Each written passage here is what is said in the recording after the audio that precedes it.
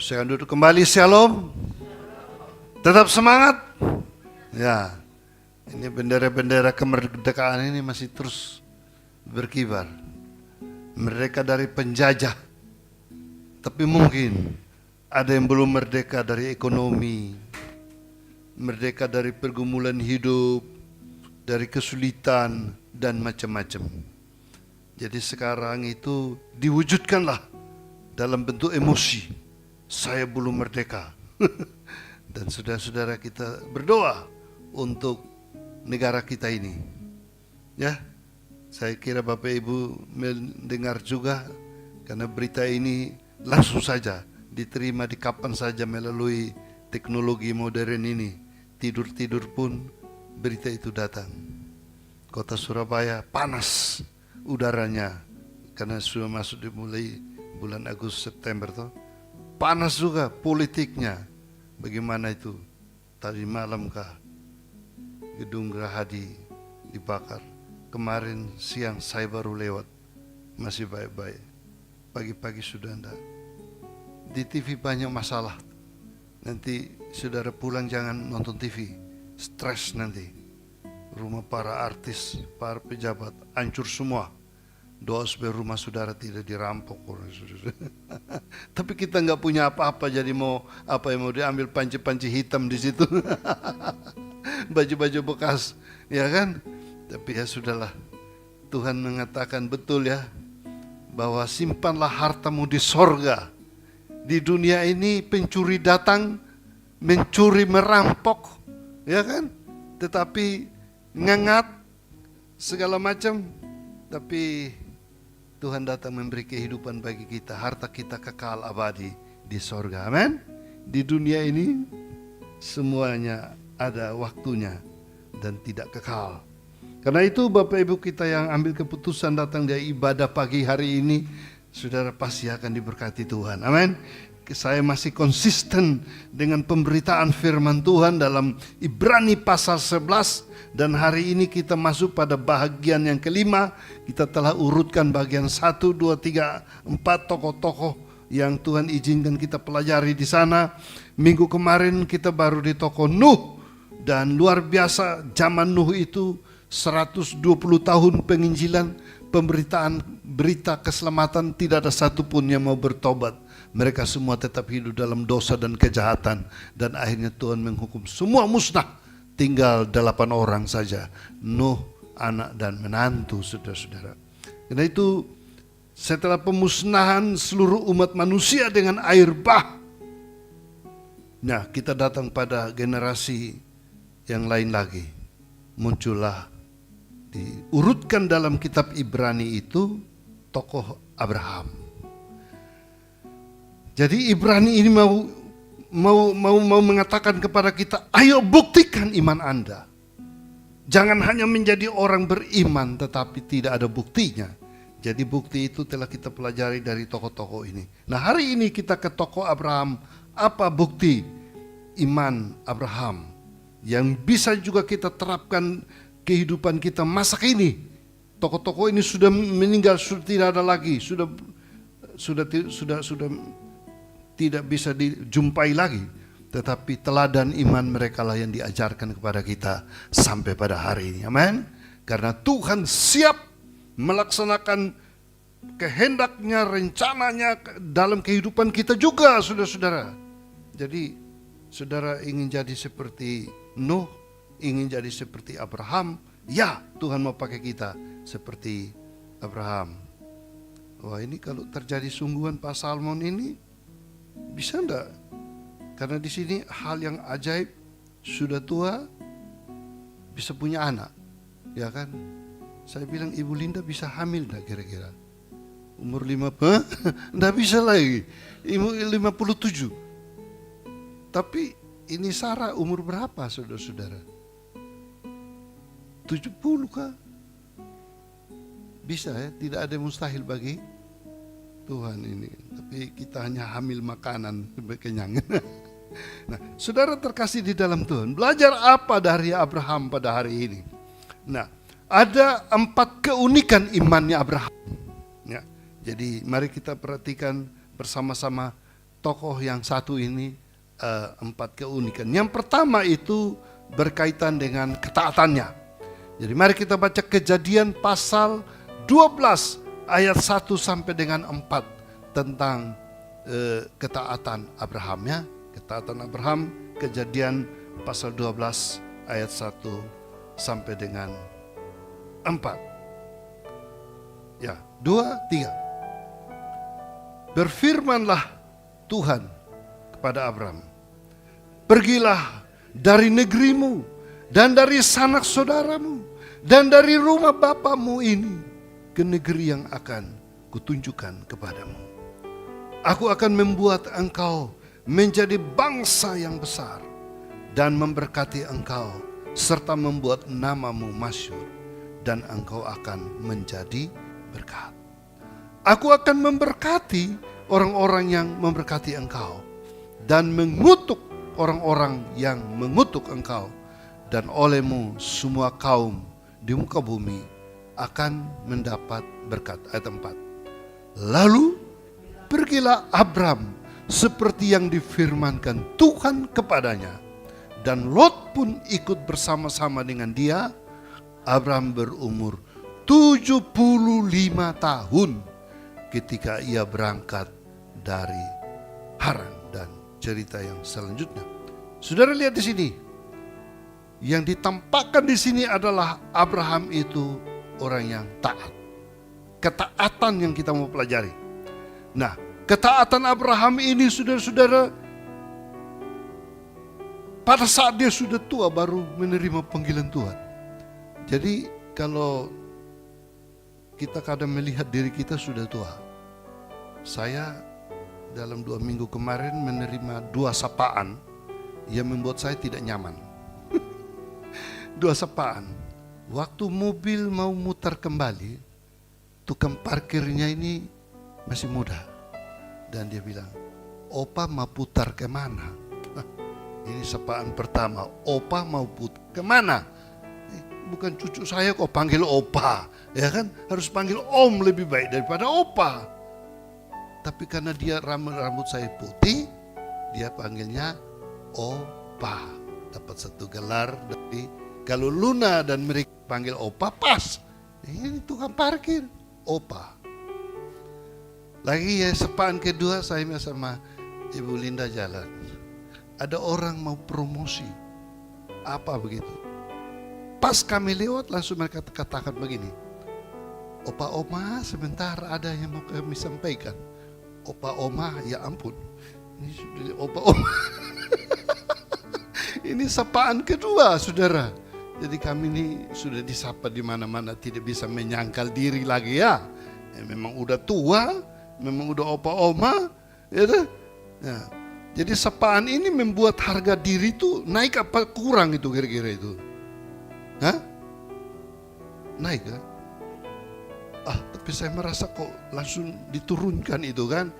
Belum betul-betul opa, udah dipanggil opa gitu kan.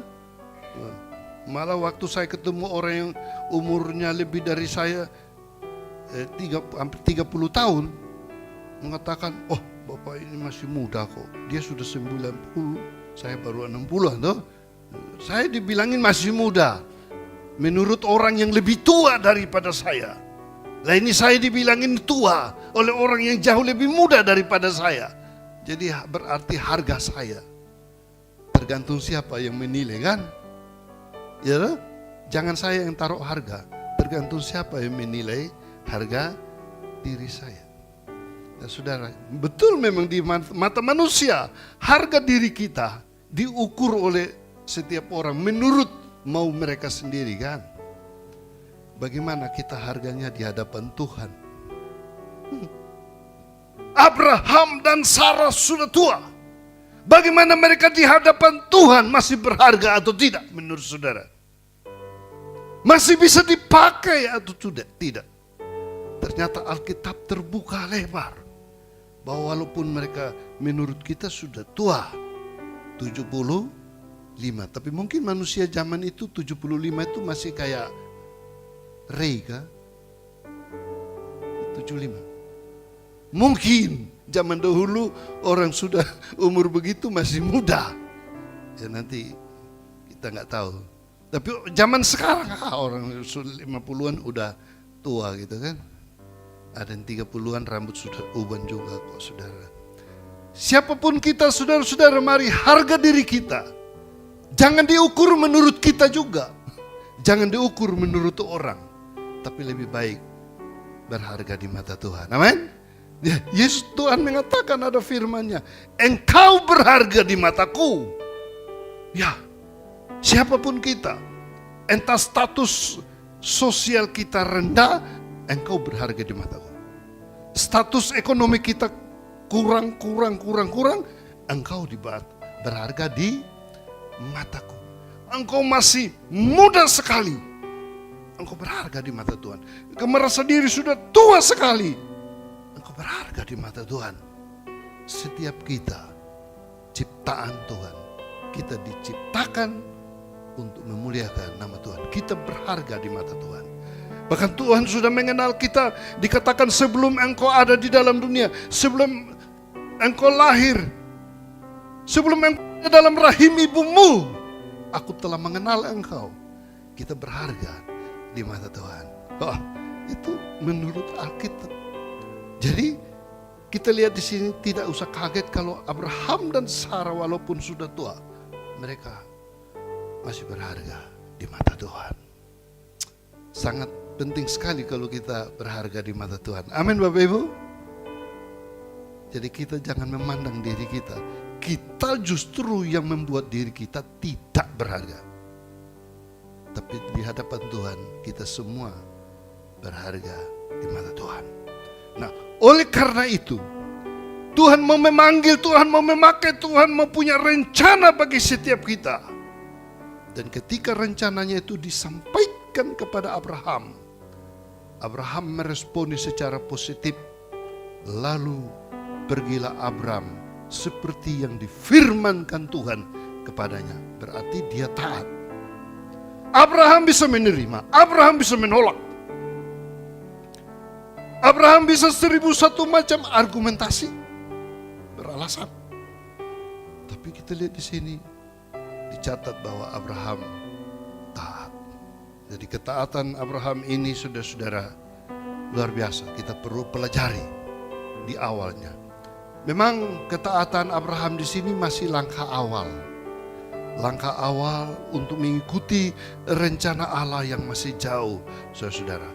Dia mulai tinggalkan zona nyamannya, ya. Dia belum mengerti seluruh rencana Allah, masih di awal. Tapi dia sudah mulai ketaatan di awal. Dan nantinya perjalanan iman Abraham itu juga menuntut ketaatan demi ketaatan. Ketaatan demi ketaatan. Sampai akhir hidup berjalan di dalam ketaatan. Betul? Dan kita juga begitu, start percaya Tuhan dengan taat, akhiri hidup juga dengan ketaatan. Nah saudara-saudara, itu yang penting. Orang beriman membuktikan imannya melalui apa? Ketaatan. Mendengar firman Tuhan. Jadi apa bukti iman kita? Buktikan iman Anda. Apa buktinya? Oh, kita taat. Kepada siapa kita taat? Bukan taat pada diri sendiri, bukan taat pada manusia, tapi kita taat kepada Tuhan. Dan masing-masing kita bertanggung jawab dengan itu. Mau enggak Anda taat kepada rencana Tuhan dalam hidupmu? Amin. Tuhan memanggil kita dengan cara sendiri-sendiri. Tuhan tidak memanggil kita cara seperti Abraham, ayo tinggalkan Surabaya. Surabaya mau dimusnahkan semua. Ayo pindah kemana yuk? Kira-kira aman. Yang Ambon pulang ke Ambon sana. Yang Nias pulang ke Nias sana. Yang Bali pulang ke Bali sana. Yang Kupang pulang ke Kupang sana. Nah di Bali, di Surabaya panas begini. Tuhan suruh kita kemana? Ayo mari kita pulang semua. Torsina tutup aja, kita semua pulang. Tuhan suruh kemana kira-kira? Tuhan tidak suruh. Saya tidak dengar apa-apa, jadi saya tetap di sini dulu. Nanti kalau minggu depan Tuhan suruh pergi, ya saya pergi. Saudara-saudara, kira-kira ketaatan dalam hal apa kita wujudkan iman kita. Banyak dalam seluruh aspek kita menuntut ketaatan kita. Taat, setia, melayani Tuhan, ya, amin. Taat mengiring Tuhan, amin. Taat memberi juga buat Tuhan, amin. Taat. Dan masing-masing kita punya porsi berbeda-beda, ketaatan lingkup yang berbeda-beda. Dan Tuhan mau kita belajar dari Abraham. Ketaatan akan membuahkan hasil yang manis ke depan. Sebenarnya kayak Abraham ini tidak perlu lagi mau cari apa itu Abraham. Harta sudah melimpah.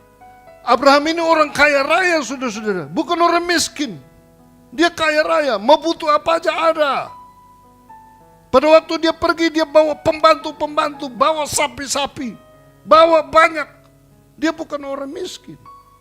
Tapi demi Tuhan, dia rela tinggalkan ayahnya yang kaya raya. Tinggalkan zona nyaman, keadaan enak, nikmat. Dan dia rela pergi hanya karena ketaatannya kepada Tuhan, saudara-saudara. Jadi, mari kita juga belajar. Dan uniknya, pergi kemana?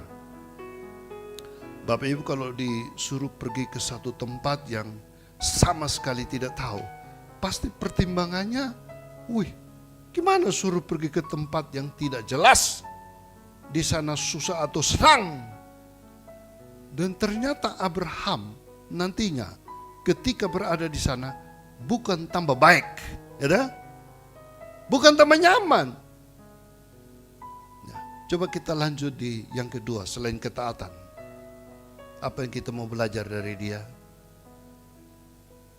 Sudah taat, dia harus apa? Kedua, selalu dengar suara Tuhan di masa sulit. Awalnya dia dengar suara Tuhan di tengah keluarganya, di tengah kenyamanan, kemakmuran, kelimpahan. Taat pergi. Hanya ada janji pergi itu. Aku akan memberkati engkau dan engkau akan menjadi berkat, begitu kan? Ya kan? Itu aja. Tapi proses untuk menjadi berkat itu tidak mudah. Kita lihat di sana bahwa setelah Abraham menjalani panggilan itu, taat di awal ini, dia diperhadapkan kepada apa namanya masa sulit. Berhadapan kepada masa sulit, ada krisis. Yang pertama krisis ekonomi terjadi di sana. Mari kita baca pasal 12 ayat yang ke-10. Apa yang terjadi? Tuhan panggil pergi kepada krisis yang besar. Siapa mau? Kejadian 12 ayat yang ke-10, 2-3. Ketika kelaparan timbul di negeri itu, pergilah Abraham ke Mesir untuk tinggal di situ sebagai orang asing, sebab hebat kelaparan di negeri itu. Itu Abraham sudah habis-habisan. Semua kekayaan melimpah yang dibawa tadi dari orang tua habis. Makan sudah tidak ada. Berakibat di negeri ini dia harus pergi kemana? Negeri yang lain untuk hidup. Jadi panggilan ini akan membawa kepada masa apa? Krisis. Kira-kira Abraham itu mengomel apa tidak sama Tuhan? Lah kayak seperti ini panggilan Tuhan. Untuk apa aku jawab panggilan Tuhan? Lebih nyaman berada di tengah keluargaku. Ya, hidup enak. Kenapa harus susah? Ya kan? Kira-kira Abraham sempat berpikir mau pulang apa tidak? Ya? Di tengah krisis. Ya. Menurut saya sebagai manusia pasti ada dalam pikiran, wah, kalau begini-begini lebih baik tidak usah jawab panggilan Tuhan, pulang aja. Lebih enak di tengah keluarga kan? Nah, kayak orang anak-anak merantau begitu juga mahasiswa-mahasiswa itu. Wah, di sini susah. Wah, tidak makan di rumah keluarga lebih enak kok, ya kan? Abraham. Tapi sekarang lihat di sana ayat tadi mengatakan kesulitan besar, krisis besar. Ini namanya krisis ekonomi, kelaparan terjadi di sana. Jadi di tengah keadaan ini pun Abraham harus mendengar suara Tuhan. Suara Tuhan kepada Abraham apa? Di tengah krisis. Kamu ke Mesir aja. Di sana minta makan. Nanti kamu dapat. Ya? Oh itu orang kaya raya suruh jadi minta-minta, ini harga dirinya di mana saudara-saudara? Ya. Orang kaya raya suruh jadi minta-minta. Kira-kira gimana itu harga dirinya orang kaya raya? Langsung jatuh. Dia yang tadinya kasih banyak orang uang, harta kekayaan, malah sekarang gak punya apa-apa. Bagaimana saudara, kok Tuhan itu memiskinkan Abraham itu kan? Menjawab panggilan Tuhan gak tambah enak, malah tambah susah. Banyak kadang anak-anak Tuhan juga ngomel ya. Saya sudah ambil keputusan melayani Tuhan, kok tambah susah. Saya percaya Yesus, tambah susah. Saya ikut Tuhan, tambah susah. Bahkan saya melayani Tuhan, tambah susah. Bahkan mungkin saya sudah berkorban memberi banyak buat Tuhan, bantu orang lain, kok tambah susah. Katanya ada hukum tabur tuai. Kita menabur, kita akan menuai. Wih, saya sudah menabur, tapi kok tambah susah. Nah, ada letupan seperti itu. Ada kekecewaan seperti itu. Mungkin Abraham juga akan berpikir seperti itu. Sudah menjawab panggilan Tuhan, kok tambah susah. Ya tinggalkan aja panggilan itu tuh. Tapi disitulah ketaatan Abraham.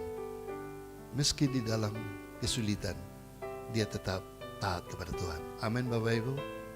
Itu keberhasilan. Maka belajarlah dari Abraham.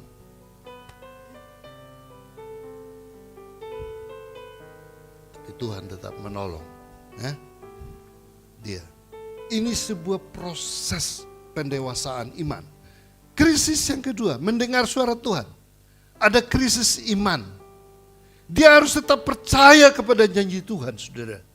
Kalau di pasal 15 ayat 4, 5 dan 6, coba kita lihat di sana.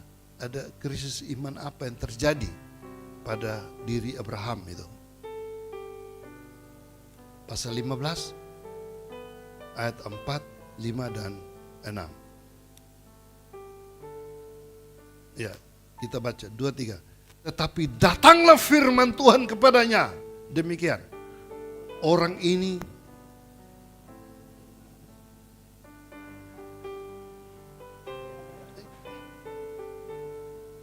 ya.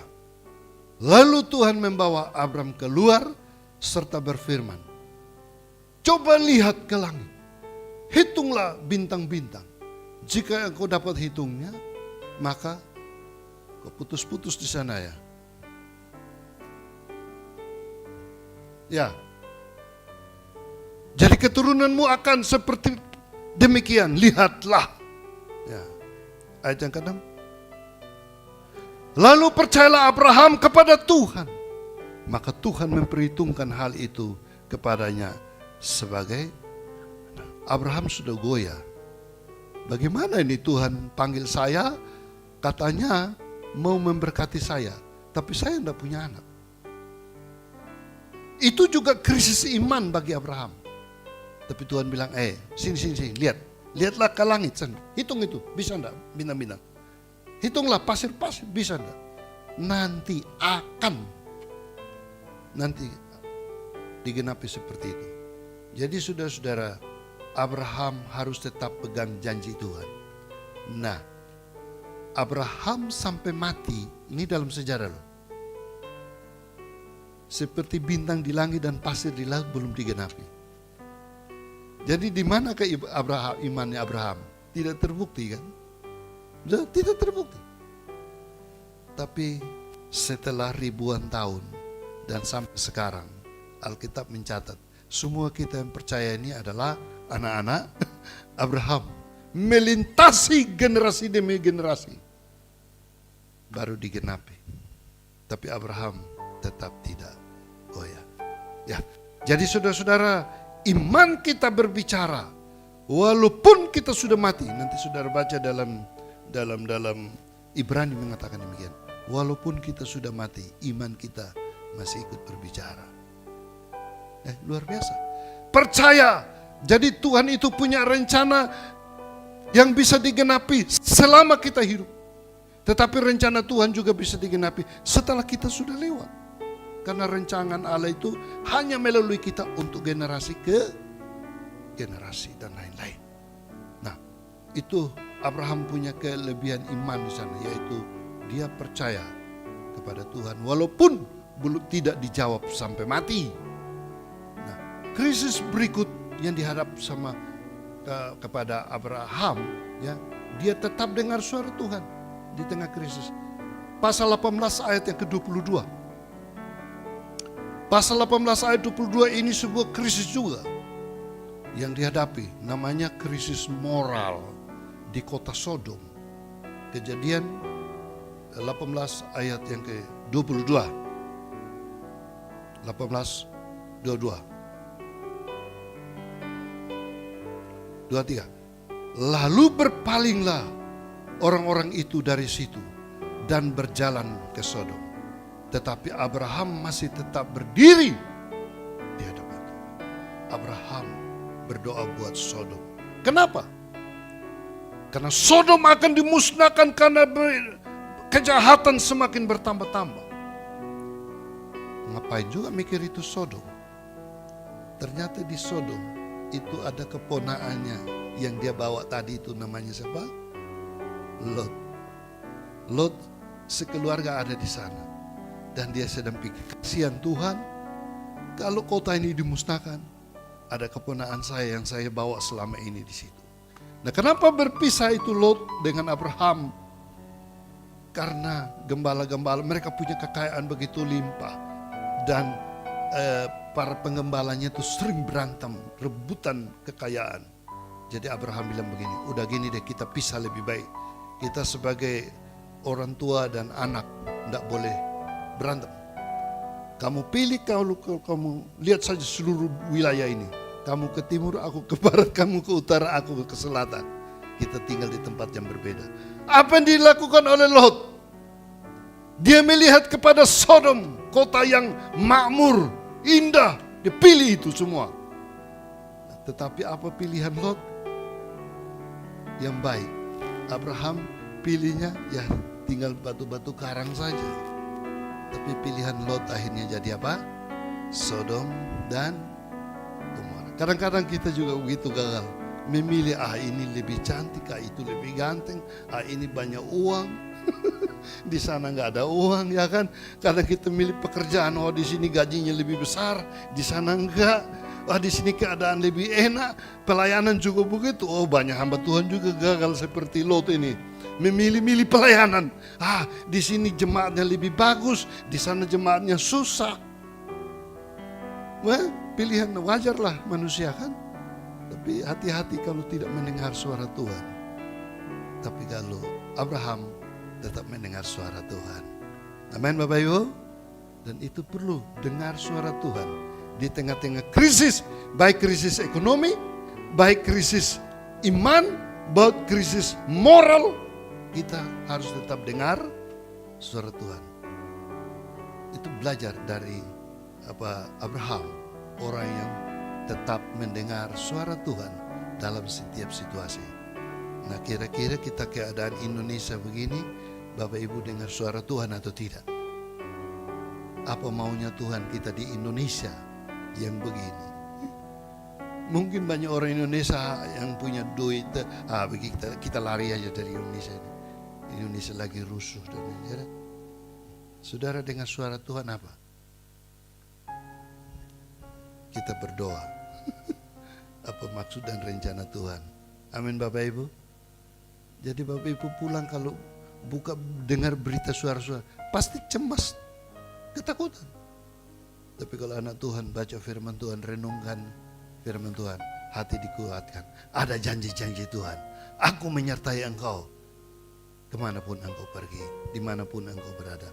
Jangan takut, aku beserta dengan engkau. Amin Bapak Ibu. Abraham juga hadapi krisis. Jadi belajarlah dari Abraham. Yang ketiga, Abraham itu membuktikan imannya. Dia orang yang rela berkorban. Tuhan tes Abraham. Abraham di hadapan Tuhan bagaimana? Siapkah berkorban? Tuhan sudah karuniakan Ishak. Tiba-tiba firman Tuhan datang kepada Abraham. Ambillah Ishak dan persembahkan. Apa yang dilakukan Abraham? Dia tetap lakukan itu. Dan sangat menarik. Kita tidak baca teksnya karena kita sudah tahu ceritanya.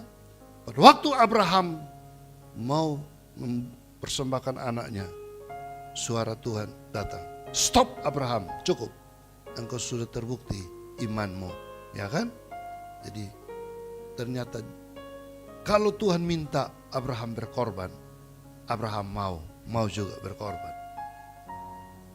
Abraham mau berkorban. Kadang-kadang Tuhan minta kita berkorban. Mau enggak kita berkorban? Korban waktu, korban tenaga, korban materi, korban apa aja demi pelayanan. Kalau Tuhan minta, kita lakukan itu. Amin Bapak Ibu. Kita punya Tuhan yang hidup. Dia tahu. Toh kita berkorban itu pun tidak seberapa.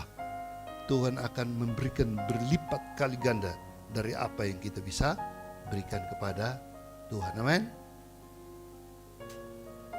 Belajar dari Abraham. Yang terakhir, jangan panjang-panjang nanti Bapak Ibu lupa. Belajar pembuktian iman dari Abraham adalah Abraham menjadi berkat tanpa batas. Nah, tadi sudah dikatakannya, aku akan memberkati engkau, ya, berlimpah-limpah dan engkau akan menjadi berkat. Cuman tafsiran banyak orang di sini itu hanya dikaitkan dengan ekonomi sih. Dengan uang, dengan harta, dengan kekayaan. Orang maunya begitu. Ternyata dalam konteks diberkati berlimpah-limpah ini adalah apa? Menjadi berkat secara rohani. Melahirkan keturunan bagi dunia. Maka perjanjian baru mencatat kisah Yesus Kristus. Buka Matius pasal 1 ayat 1. Dimulai dari siapa? Matius pasal 1 ayat 1. Bapak Ibu baca. Temukan berkat Abraham. Ada di sana. Mulai dari siapa? Ada yang bisa baca pasal 1?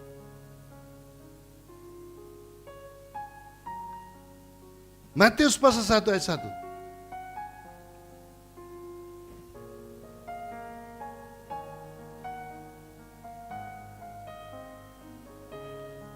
Yes, silsilah Yesus Kristus anak Abraham. Dan di rentet terakhir silsilah itu baru Yusuf, Yesus Kristus. Dari semua generasi ini ada berapa keturunan? 42. Inilah berkat Abraham yang mengalir terwujud melalui 42 keturunan, baru lahir Yesus Kristus yang menjadi juru selamat dunia ini. Itulah yang dimaksud. Dan sejak Yesus Kristus hadir sampai sekarang sudah di seluruh dunia. Anak-anak Abraham tidak bisa dihitung lagi, saudara-saudara. Termasuk Bapak, Ibu, Saudara, dan saya, kita adalah keturunan Abraham. Jadi olehmu semua kaum di muka bumi akan diberkati dengan keselamatan di dalam Yesus Kristus. Semua orang percaya Yesus diselamatkan melalui keturunan, garis keturunan Abraham, Ishak, Yakub, dan seterusnya. Itu konteks ini. Tapi banyak orang menafsirkannya hanya diberkati secara materi untuk menjadi berkat secara materi juga. Itu tafsiran yang tidak pas dengan konteks ini. Tuhan juga bisa buat itu. Tapi maksud ayat ini jangan dipaksakan ke arah situ. Maksud ini, aku akan memberkati engkau. Engkau akan menjadi berkat dalam hal berkat keselamatan turun 42 keturunan itu sampai kepada Yesus Kristus. Jadi saudara-saudara terkasih dalam Tuhan, mari kita aplikasinya bagi kita bahwa kita juga buktikan iman kita. Ya melalui kehidupan kita secara pribadi memberi dampak kepada orang lain. Membawa dampak pertama keselamatan bagi rumah tangga kita, bagi keluarga kita. Seperti Nuh. Jadi berkat dulu bagi keluarganya, anak dan menantu kan. Dan turun ke generasi berikut dan seterusnya.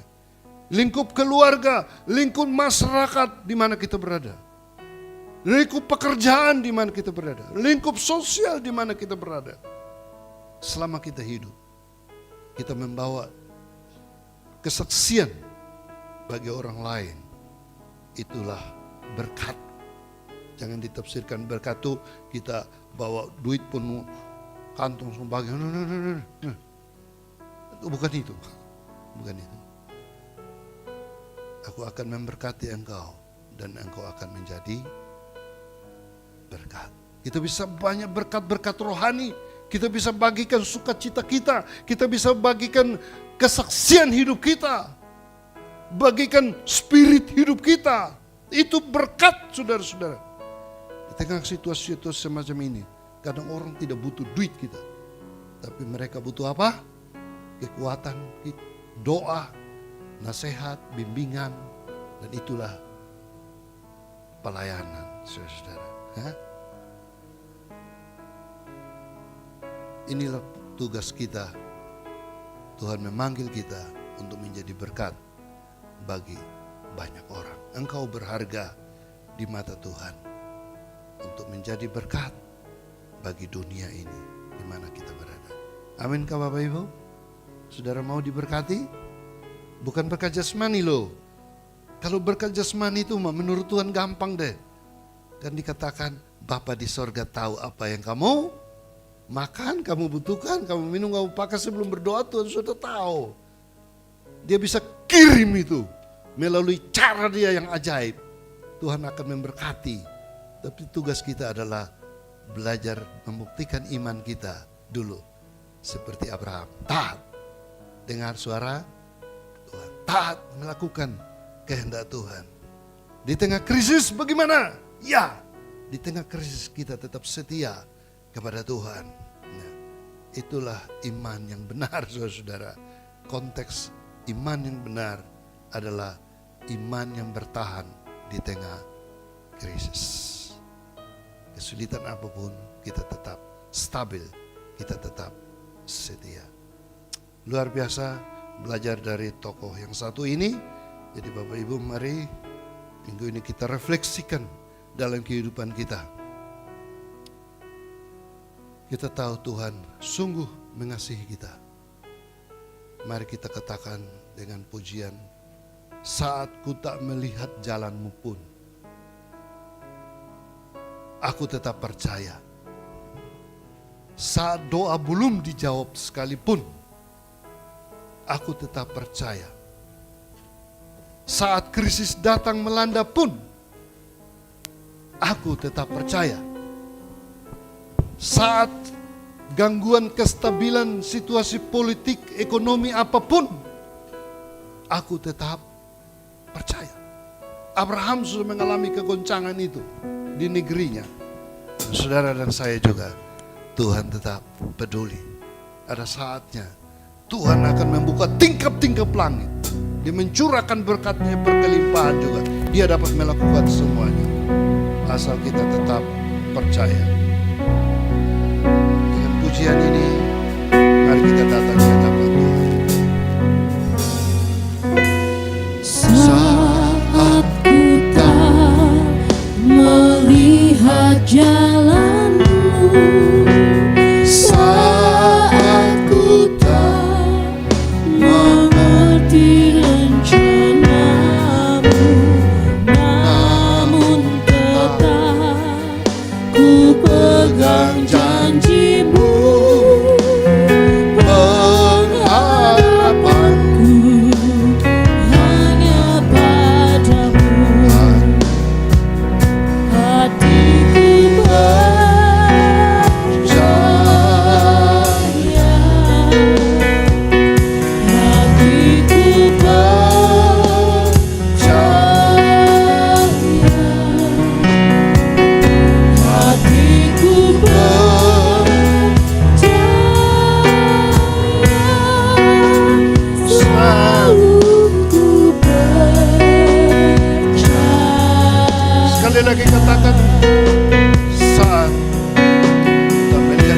aku tetap percaya kepada Engkau Tuhan.